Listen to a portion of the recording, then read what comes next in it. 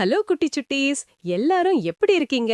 இன்னைக்கு நம்ம குட்டி சுட்டி டிவில உங்களுக்காகவே ரொம்ப ரொம்ப ஸ்பெஷலான விறுவிறுப்பான 6 குட்டி நீதிக்கதைகளை தொகுத்து கொண்டு வந்திருக்கோம். ஒரே வீடியோவுல கிணத்துக்குள்ள எட்டி பார்த்த அறிவிலி சிங்கமும் புத்திசாலி முயலும், தன் எஜமானை காப்பாத்திய விசுவாசமான கீரி, காடு மிரள வச்ச நீல அரசன், இருட்டக் கண்டு நடுங்கின பயந்தாங்குழி புலி, தவளை செய்த தப்பும் வந்த நாகப்பாம்பும், அப்புறம் எல்லாரும் சேர்ந்து சாதிச்ச ஒற்றுமையே பலம். வீடியோ முடியும் போது உங்களுக்காக ஒரு சின்ன புதிரும் காத்துக்கிட்டு இருக்கு. அதனால ஒரு கதைய கூட மிஸ் பண்ணாம கடைசி வரைக்கும் பாருங்க. சரி, நாம இப்போ கதை காட்டிற்குள்ள போகலாமா? வாங்க போகலாம். முன்னொரு காலத்தில் ஒரு அடர்ந்த காட்டில் வாழ்ந்த அகங்காரம் கொண்ட சிங்கம் அங்கிருந்த விலங்குகளை துன்புறுத்தி வந்தது. ஒரு நாள் அதன் பசிக்கு இரையாகச் சென்ற ஒரு புத்திசாலி முயல் சிங்கத்தை வீழ்த்த ஒரு தந்திரம் செய்தது. தான் தாமதமாக வந்ததற்கு வழியிலிருந்த வேறொரு பலசாலி சிங்கமே காரணம் என்று முயல் கூற, ஆத்திரமடைந்த சிங்கம் அந்த எதிரியை சந்திக்க முயலுடன் சென்றது. முயல் ஒரு ஆழமான கிணற்றைக் காட்டி அதனுள்தான் அந்த சிங்கம் இருப்பதாக கூற, கிணற்றுத் தண்ணீரில் தெரிந்த தனது சொந்த நிழலையே உண்மையான எதிரி என்று நம்பி ஆவேசத்துடன் உள்ளே குதித்த சிங்கம் அங்கேயே மடிந்தது. இவ்வாறு அந்த சிறிய முயல் தனது அறிவாற்றலால் காட்டிலிருந்த அனைத்து விலங்குகளையும் காப்பாற்றியது. ஒரு கிராமத்தில் வாழ்ந்த விவசாய தம்பதியினர் ஒரு கீரிப்பிள்ளையை தங்கள் செல்லப்பிராணியாக வளர்த்து வந்தனர். ஒருநாள் தாய் வெளியே சென்றிருந்தபோது ஒரு நச்சுப்பாம்பு குழந்தையை நோக்கி வந்தது. விசுவாசமான கீரி அந்த பாம்புடன் துணிச்சலாக போராடி அதை கொன்று குழந்தையை காப்பாற்றியது. வீட்டிற்கு திரும்பிய தாய் கீரியின் வாயில் இரத்தம் இருப்பதைக் கண்டு ஒரு நிமிடம் பதறினாள். ஆனால் அவள் அவசரப்பட்டு முடிவெடுக்காமல் சட்டென்று உள்ளே ஓடிச் சென்று பார்த்தாள். அங்கே தன் குழந்தை தொட்டிலில் சிரித்துக் கொண்டிருப்பதையும் அருகில் அந்த பாம்பு இறந்து கிடப்பதையும் கண்டாள். தன் குழந்தையின் உயிரை காப்பாற்றியது இந்த சின்னஞ்சிறு கீரிதான் என்பதை உணர்ந்த அந்த தாய் மகிழ்ச்சியில் அதை கட்டி அணைத்து கொண்டாள். அவசரப்பட்டு தவறான முடிவு எடுக்காமல் இருந்ததற்காக அவள் பெருமிதம் கொண்டாள். அன்று முதல் அந்த கீரி அந்த குடும்பத்தின் ஒரு அங்கமாக பாதுகாப்போடு வாழ்ந்தது. நிதானமே நிம்மதி தரும். ஒரு பரபரப்பான கிராமத்தில் நாய்களால் துரத்தப்பட்ட ஒரு பசியுள்ள நரி தப்பிக்க வழியின்றி ஒரு வண்ணான் வீட்டிலிருந்த நீலச்சாயம் நிறைந்த தொட்டியில் குதித்தது. அது வெளியே வந்தபோது காட்டில் இதுவரை யாரும் பார்த்திராத ஒரு பிரகாசமான நீல நிற விலங்காக மாறியிருந்தது. இந்த வாய்ப்பை பயன்படுத்திக் கொண்ட அந்த நரி, நான் தெய்வங்களால் அனுப்பப்பட்ட உங்கள் ராஜா என்று அறிவித்தது.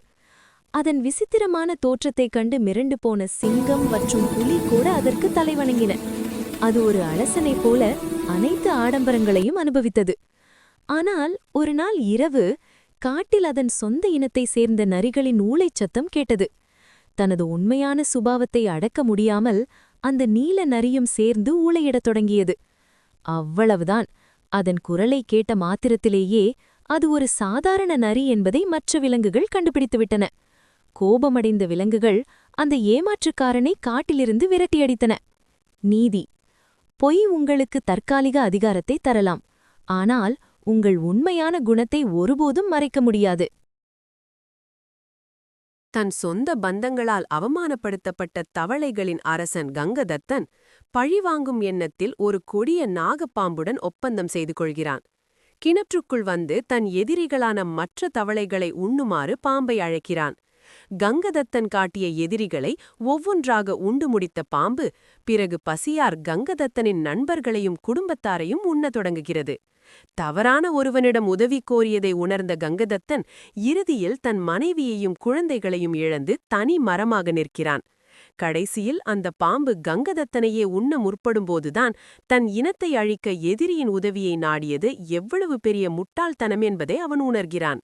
இவன்தான் ஷெரு, இந்த காட்டிலேயே மிகப்பெரிய வீரன், பலசாலி என்று எல்லாரும் நினைத்துக் கொண்டிருந்தார்கள். ஆனால் சூரியன் மறைந்தால் போதும், நம் வீரப்புலிக்கு பயத்தில் ஜுரமே வந்துவிடும். இருட்டு என்றால் ஷெருவுக்கு அவ்வளவு பயம். புத்திசாலி முயல்கள் இந்த ரகசியத்தை கண்டுபிடித்துவிட்டன.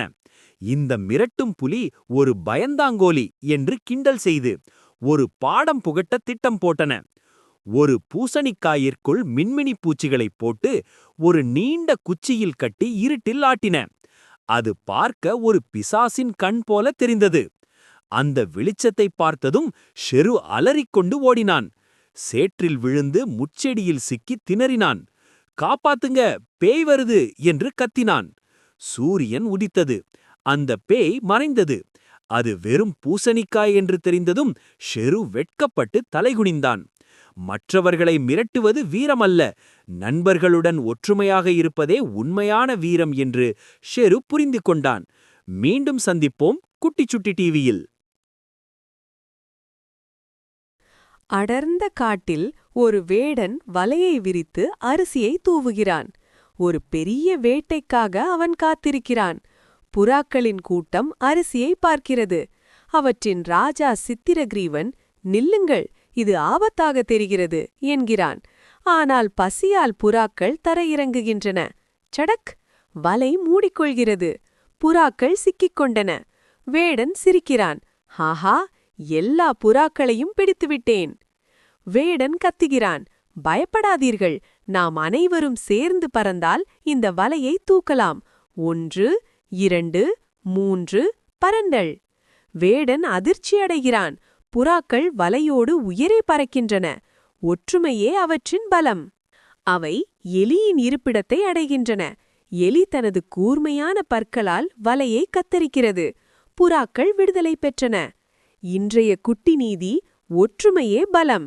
நாம் ஒன்று சேர்ந்தால் முடியாததும் முடியும். குட்டிச்சிட்டீஸ், இந்த 6 கதைகளும் உங்களுக்கு ரொம்ப பிடிச்சிருக்கும்னு நம்புறேன்.